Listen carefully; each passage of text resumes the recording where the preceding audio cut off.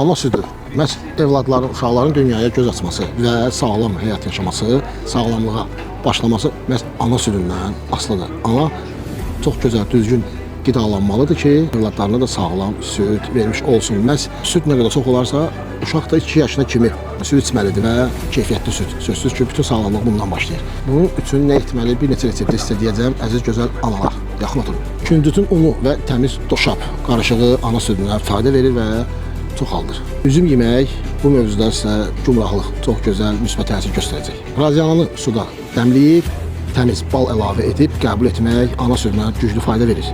Təzə pendir suyunu qaynadıb içmək ana südünü artırır. Bir baş kahı yemək tövsiyə olunur.